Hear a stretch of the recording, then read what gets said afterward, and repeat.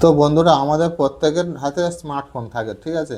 তো স্মার্টফোনটা যখন অন্য কারোর কাছে দিই, সে তখন লকটা জানে না, ঠিক আছে? বা আমার অজান্তে কেউ যদি ফোনটা নিয়ে নেয়, গিয়ে লক খুলে আমার প্রাইভেসি জিনিসগুলো যদি দেখতে চায় বা দেখার চেষ্টা করে, সে তাকে আমি ধরবো কীভাবে, ঠিক আছে?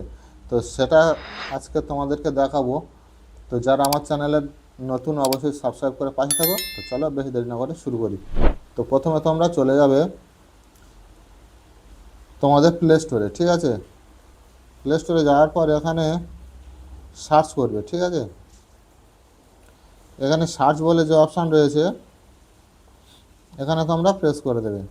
সার্চে গিয়ে তোমরা প্রেস করবে ইন্ট্রোডাস সেলফি, ঠিক আছে? এই যে অপশন, তো এখানে তোমরা ডাউনলোড করার পর এখানে ওপেন বলে অপশান রয়েছে নিচে, দেখো বাঁ সাইডে। তো এখানে ওপেনে তোমরা প্রেস করে দেবে। দেওয়ার পর এখানে তোমাদের এই যেমন, তো তোমাদের এখানে এরকম পারমিশন চাইবে, পারমিশনটা তোমরা দিয়ে নেবে, ঠিক আছে? তো পারমিশনটা দেওয়ার পর এখানে এরকম ওকে, তোমরা ওকে করবে, ঠিক আছে? ওকে করার পর এই দেখো এখানে মনিটর স্ক্রিন লক, ঠিক আছে? তো এখানে তোমরা প্রেস করে অ্যাক্টিভ, মানে ক্লিক করে অ্যাক্টিভ করে দেবে। দেওয়ার পর এখানে তোমাদের চালু হয়ে যাবে। তো এখানে তোমরা